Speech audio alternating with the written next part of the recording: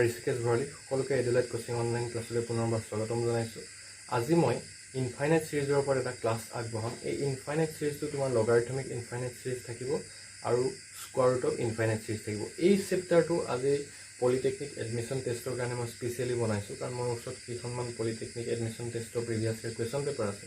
তাৰ ওপৰত মই এই সলিউশ্যনখিনি আগবঢ়াম। আশা ৰাখিছোঁ তোমালোকে ভিডিঅ'টো প্ৰথমৰ পৰা শেষলৈকে স্কিপ নকৰাকৈ চাবা আৰু তেতিয়াহে বুজি পাবা। মই লগতে কিছুমান শ্বৰ্টকাট দেখাম আৰু বেছিক মেথডটো মই লগতে শিকাবলৈ চেষ্টা কৰিম। আহা আমি ভিডিঅ'টো আৰম্ভ কৰোঁ। এতিয়া তোমালোকৰ কুৱেশ্যনবোৰ কেনেকুৱা টাইপত আহে? কুৱেশ্যনবোৰ কেনেকুৱা টাইপত আহিব পাৰে? তোমালোকৰ আইডাৰ এডিশ্যন আহিব পাৰে, নাইবা কি আহিব পাৰে মাল্টিপ্লিকেশ্যন টাইপ বা মাইনাছ আহিব পাৰে। এতিয়া মই ফাৰ্ষ্ট এডিশ্যন টাইপটো আছে। ইনফাইনাইট চিৰিজ এটা আছে 2 plus square root of 2 square root of 2 square root of 2, অৰ্থাৎ এই শেষৰ টুটোত আটাইখিনি সোমাই আছে, মানে যিমান দূৰলৈকে গৈ আছে এইটো এটা ইনফাইনাইট চিৰিজ। প্ৰথমটোত অকল এটা স্কোৱাৰ ৰুট আছে, নেক্সটটোত দুটা আছে, নেক্সটটোত তিনিটা আছে, অৰ্থাৎ এটা ইনফাইনাইট চিৰিজ, ইনফাইনাইট টাইমছ। এনেকুৱা কুৱেশ্যনবোৰ আমি কনভেনশ্যনেল মেথড কেনেকৈ ইউজ কৰিম? যদি আমি এই গোটেইটো এক্স বুলি ধৰি লওঁ, এই গোটেইটো মই যদি এক্স বুলি ধৰি লওঁ, যদি মই এক্স স্কোৱাৰ কৰি দিওঁ, মই তেতিয়াহ'লে কি পাম? 2 প্লাছ এইটো পাম, মোৰ ওচৰত এইটো থাকিব। এক্স স্কোৱাৰ কৰি দিলে ফাৰ্ষ্টটো 2 উঠি গ'ল, 2 প্লাছ এইটো পালোঁ। আৰু এইটোক মই আকৌ এক্স বুলি ধৰিব পাৰোঁ। ইনফাইনাইট টাইমছটোক মই কি বুলি ধৰি লৈছোঁ? এক্স বুলি ধৰি লৈছোঁ। এইটো কি হ'ল তেনেহ'লে? X square equal to 2 plus x.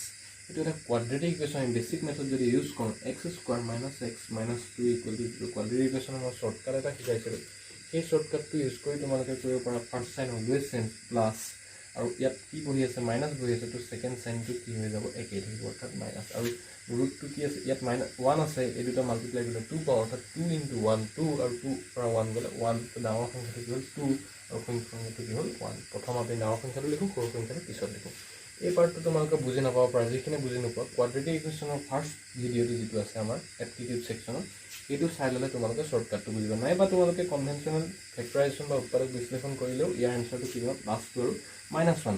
এতিয়া ইয়াৰ অপশ্যনত তোমালোকৰ দুইটা থাকিব, কিন্তু +2 -2 এনেকৈ যদি অপশ্যন দিয়া থাকে, এইকেইটা অপশ্যন আছে বোলে, শুদ্ধটোৰটো কি হ'ব? তোমালোকৰ +2, কাৰণ স্কোৱাৰ ৰুটৰ ভিতৰত সদায় পজিটিভ নাম্বাৰ হয়। -2 কি হয়? আমাৰ ইনভেৰিড হয়, এইটো কমপ্লেক্স হৈ যাব। তো আমাৰ এনচাৰটো কি হ'ব? +2 হ'ব। এইটো হ'ল এডিশ্যন টাইপ।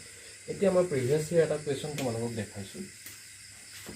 প্ৰিভিয়াছ ইয়েৰ কুৱেশ্যনটো আছিলে +6 + 6 ইনফাইনাইট টাইমছ আছিলে। তো ইনফাইনাইট টাইমছ।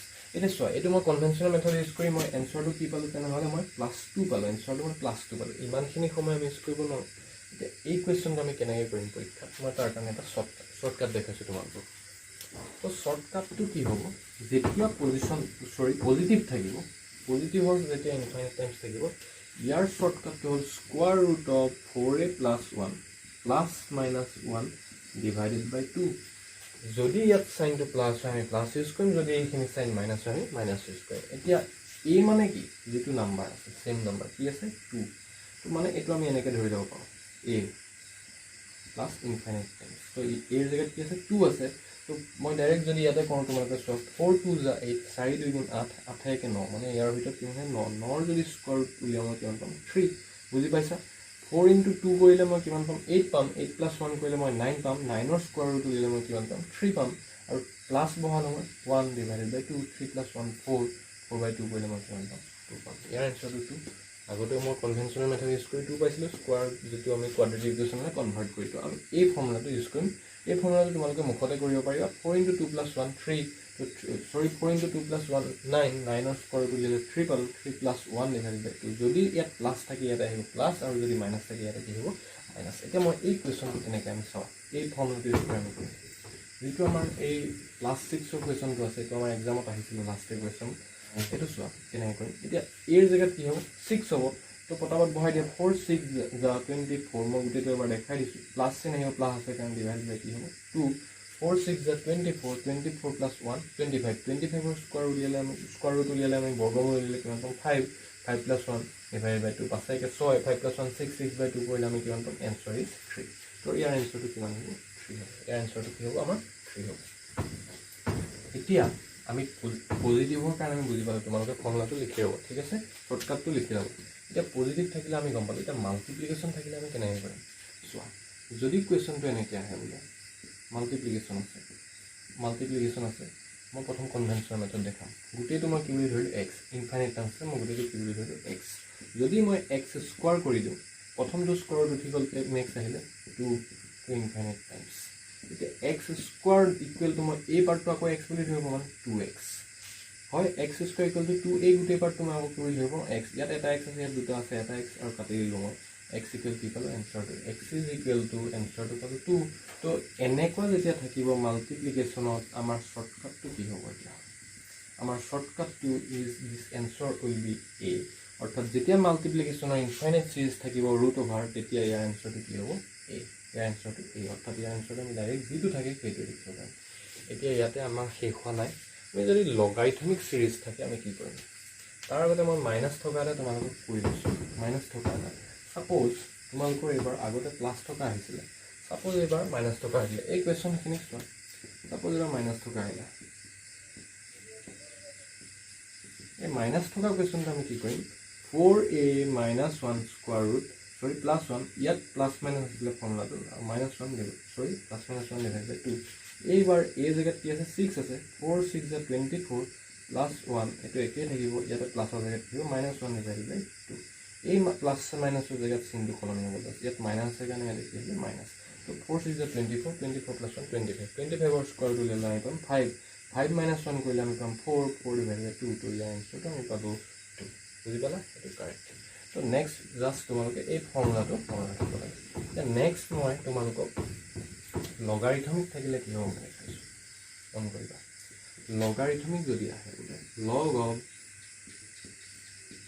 বেছ 2 এনেকৈ আহিছে বোলে কুৱেশ্যন ইনফাইনাইট চিৰিজ লগ আছে এই পাৰ্টটো দেখিয়ে তুমি যদি এনচাৰটো লিখি দিয়া 2 এই পাৰ্টটো দেখি তুমি এনচাৰটো যদি লিখি দিয়া মই কাৰণ ইনফাইনাইট চিৰিজ যদি মাল্টিপ্লিকেশ্যন হৈ থাকে স্কোৱাৰ ৰুটত মই কৈছিলোঁ কি যিটো থাকে সেইটোৱেই 2 তোমাৰ এনচাৰটো ৰং হ'ব কাৰণ ইয়াৰ লগত কি আছে লগ আছে মই এতিয়া লগ পাৰ্টটো ল'লোঁ বেছ 2 কাৰণ এই পাৰ্টটো এনচাৰ মই অলৰেডি জানো 2 মাল্টিপ্লিকেশ্যন থাকিলে স্কোৱাৰ ৰুট কি হয় 2 তো লগ 2 টু দি বেছ 2 ইয়াৰ এনচাৰটো হ'ব 1 কাৰণ আমি জানো লগ a টু দি বেছ a ইজ ইকুৱেল টু কি হয় অলৱেজ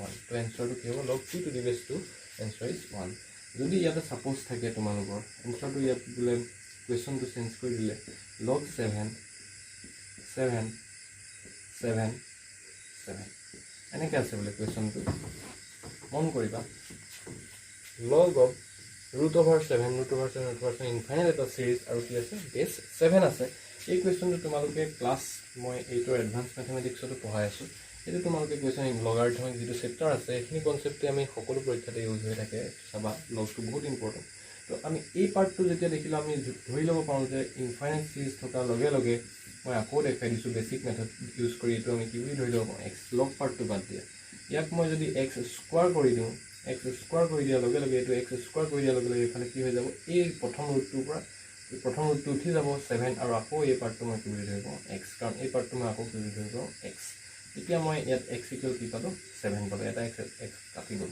হ'ল মানে এক্স ইকুৱেল মই 7 পালোঁ মানে এই পাৰ্টটো এনচাৰটো মোৰ 7 কাৰণ মাল্টিপ্লিকেশ্যন থাকিলে যিটো থাকে সেইটোৱেই 7 হ'ল এতিয়া লগ 7 টু দি বেছ 7 টু দি বেছ 7 অলৱেজ এনচাৰ ইজ 1 মানে আমি মাল্টিপ্লিকেশ্যন থকাৰ লগে লগে সেইটো কি বুলি কওঁ আমি যিটো থাকিব সেইটোৱে মানে আমি খালি ক্লাছ 8ত মই এনেকৈ বুজাওঁ তোমাক তেওঁলোকে এনেকৈ লিখিব লাগিব আৰু যদি কম্পিটিটিভ এক্সাম হয় আমি জাষ্ট এনেকৈ মনত ৰাখিম যে মাল্টিপ্লিকেশ্যন আছে তো এই পাৰ্টটো কি হ'ব জাষ্ট ডাইৰেক্ট যিটো আছে সেইটোৱে 7 আৰু লগ পাৰ্টটো আমি চল্ভ কৰিব লাগিব তো লগ 7 আছে লগ 7 টু দি বেছ 7 যদি লগ 10 থাকে তাৰ এনচাৰটো তোমালোকে কেলকুলেট কৰি লগ টেবুল ইউজ কৰিব পাৰা বা পৰীক্ষাত অপশ্যনটো এনেকৈও দিয়া থাকিব পাৰে বেছটো যি থাকে যদি 7 বেছ থাকে এনচাৰটো কি হ'ব 1 হ'ব অ'কে চ' এইটো আছিল লগ চিৰিজৰ ওপৰত একেই তেনেকৈ তোমালোকৰ যদি কুৱেশ্যনত ছাপ'জ পৰীক্ষাত ছাপ'জ পজিটিভ চিৰিজো আহে প্লাছতো যদি আহে লগ 6 প্লাছ ছাপ'জ মই বেলেগ এটা কুৱেশ্যন দিছোঁ বোলে 15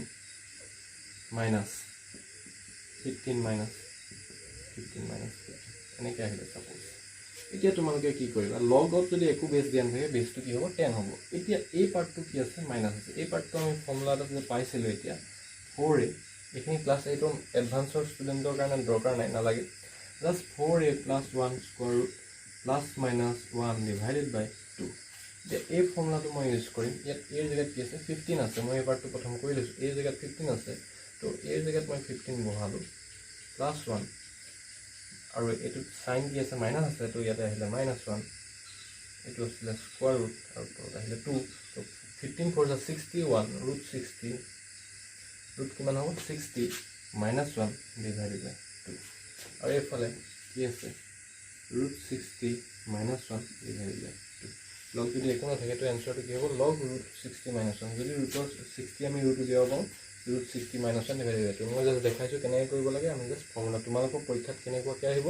ডাইৰেক্ট যিটো এনচাৰ তোমালোকৰ স্কোৱাৰ ৰুট কেলকুলেট কৰিব পাৰিবা তো সেইটো আহিব সৰি 415 60 61 হ'ব এইটো অ'কে এইটো কি হ'ব 61 হ'ব আৰু এইটো তেনেকৈ কি হ'ব 61 তো 61 - 1 √61 - 1 ডিভাইডেড বাই 2 এনচাৰ কুৱেশ্যনটো তেনেকৈ অপশ্যন দিয়া থাকিব তোমালোক তো এইটো হ'ব এনচাৰ অ'কে তো এইটো আছিলে ইনফাইনাইট চিৰিজ মই দুটাই ক'লোঁ ইয়াতে প্লাছ থাকিলে কোনটো ফৰ্মুলা আমি ইউজ কৰোঁ বেছিক কোন যিটো আমাৰ মেথড ইউজ কৰিব পাৰোঁ আৰু মাল্টিপ্লিকেশ্যন থাকিলে আমি কোনটো মেথড ইউজ কৰোঁ মাল্টিপ্লিকেশ্যন থাকিলে ডাইৰেক্ট আমাৰ যিটো থাকে সেই কুৱেশ্যনটোত থকা নাম্বাৰটোৱে আহি যায় তো এইখিনি আছিলে ইনফাইনাইট চিৰিজৰ ওপৰত আজিৰ ক্লাছটো তো ইয়াৰ ওপৰত এটা কুৱেশ্যন তোমালোকে পাবা এভৰি ইয়াৰ ৰিপিট হৈ থাকে তো জাষ্ট শ্বৰ্টকাটটো তোমালোকে ইউজ কৰি কুৱেশ্যনখিনি চল্ভ কৰিব পাৰিবা তো আজিলৈ ইমানতে সামৰিছোঁ থেংক ইউ